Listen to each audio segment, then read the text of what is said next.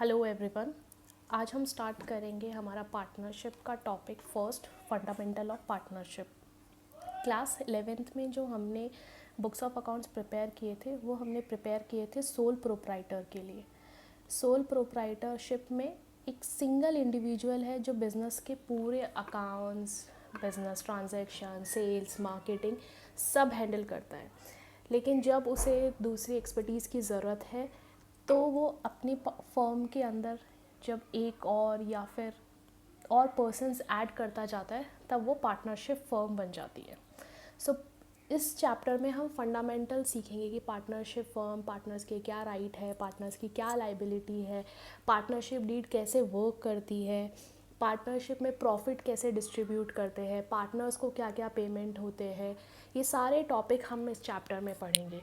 So for starters, first thing is partnership, जो कि partnership act 1932 में डिफाइन है। वो कहती है partnership is a relation between persons who have agreed to share the profit of a business carried on by one or any one of them acting for all. So partnership एक relationship है between persons जो कि साथ में आए हैं किसी business को करने के लिए, जहाँ पे उन्हें अपना प्रॉफिट शेयर करना है।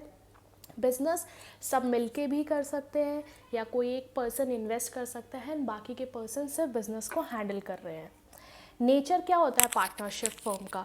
क्या पार्टनरशिप एक सेपरेट लीगल एंटिटी है?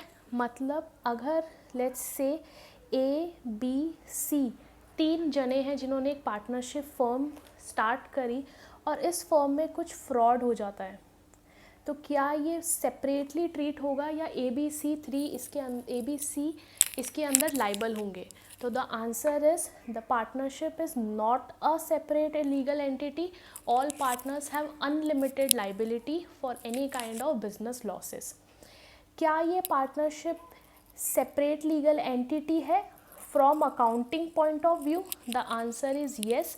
फर्म के अकाउंट सेपरेट बनते हैं एंड ए बी और सी अपने सेपरेट बिजनेस अगर रन कर रहे हैं तो उनकी books of account separate create होगी।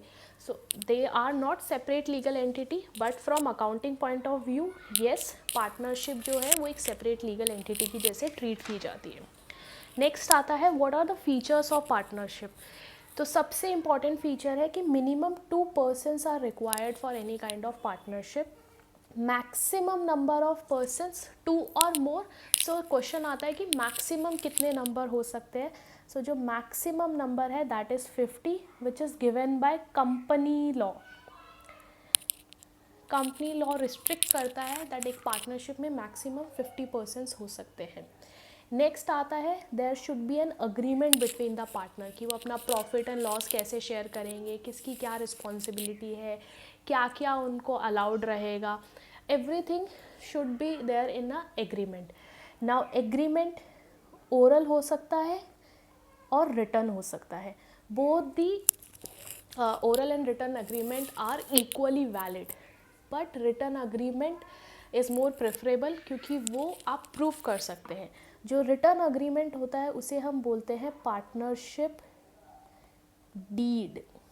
Okay, we call it partnership deed. जो रिटर्न अग्रीमेंट होता है जिसमें पार्टनर्स के पूरे राइट्स, लाइबिलिटीज़, क्या उनका प्रॉफिट शेयरिंग होगा, कितना कैपिटल कंट्रीब्यूशन होगा, कौन बिजनेस के ड्यूरेशन क्या है, कौन बिजनेस के ऑपरेशंस हैंडल करेगा, एक्सेट्रा एक्सेट्रा, ये उसमें लिखे रहते हैं। नेक्स्ट, पार्टनरशिप जो है वो एक बिजनेस के लिए क्रिएट होना चाहिए। There should be a business associated with partnership. Next is profit sharing ratio should be define कि अग्रीमेंट में ये लिखा होना चाहिए कि प्रॉफिट और लॉसेस कैसे शेयर होंगे। नेक्स्ट इज बिजनेस जो है एज पर डेफिनेशन ऑल्सो, और उसका एक फीचर है कि बिजनेस एक सबके बिहाफ पे कर सकता है या फिर सारे मिलके भी बिजनेस को हैंडल कर सकते हैं। Next is what are the right of partners. Partners के क्या क्या राइट है? फर्स्ट राइट है पार्टनर बिजनेस में पार्टिसिपेट कर सकता है। सेकेंड राइट है वो उसको राइट है कि he should be consulted about business matter, मतलब उसको बिजनेस में उसकी राय लिए जाए। उसको पास राइट है to inspect the books of accounts. उसको प्रॉफिट और लॉस अग्रीड रेशियो में शेयर करने का राइट है। अगर पार्टनर ने कभी फर्म को एक लोन दिया है तो उसके पास राइट है कि वो उस पर इंटरेस्ट क्लेम कर सकता है, वो फर्म के इंटरेस्ट में कुछ डिसीज़न ले सकता है। पार्टनर के पास राइट है कि वो किसी भी पार्टनरशिप नए पार्टनर का एडमिशन के लिए वो मना कर सकता है। लेट्स से एक फर्म के अंदर 48 पार्टनर्स ऑलरेडी है और 1 न्यू पार्टनर एडमिट होना चाहता है। 47 बोलते हैं येस, एक पार्टनर बोलता है नो, तो ये जो न्यू पार्टनर है वो फर्म में एडमिट नहीं होगा। Okay, so 1 person, even the majority of partners कह रहे हैं कि इसका एडमिशन हो जाए, स्टिल सिर्फ एक पर्सन के मना करने से ये नया पार्टनर बिजनेस में एंटर नहीं होगा। So he has a right not to allow admission of new partner. Second is he has a right to retire from the business. जब पार्टनर का जब भी वो चाहे he can retire from the firm. Next आता है, हमने अभी राइट्स पढ़े हैं, नेक्स्ट है पार्टनर की क्या क्या लाइबिलिटीज़ है। सो फर्स्ट लाइबिलिटी है कि अगर पार्टनर कभी बिजनेस के कंपटीशन में बिना पार्टनर्स अदर पार्टनर के कंसेंट के अगर खुद बिजनेस चलाता है, लेट्स से पार्टनरशिप फर्म है ए बी और सी की, जिनमें वो मोबाइल सेल करते हैं। सी अपना एक अलग से मोबाइल स्टोर ओपन कर लेता है जिसके बारे में ए और बी को मालूम नहीं है, and C earns profit. In that case such profit shall be pay to the firm. ये जो प्रॉफिट है ये सी को फर्म को पे करना पड़ेगा।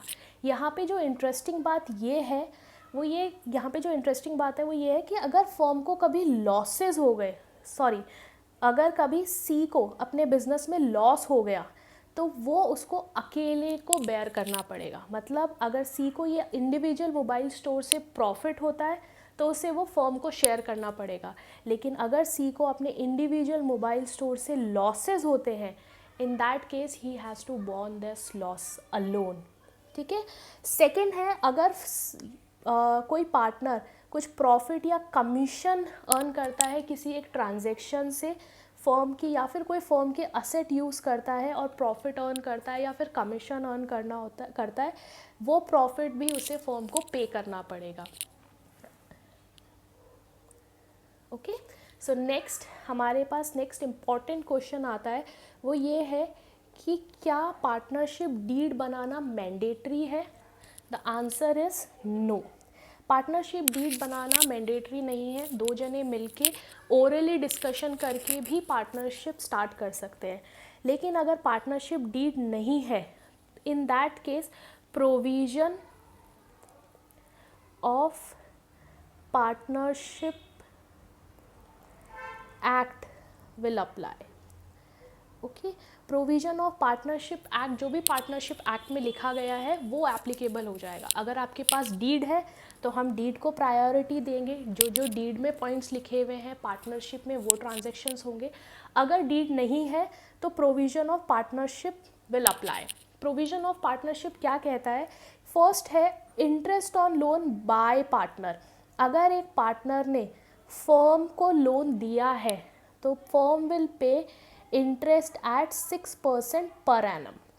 लेकिन अगर लोन फर्म ने पार्टनर को दिया है, in that case no interest, कुछ भी इंटरेस्ट प्रोवाइड फॉर नहीं होगा फर्म को।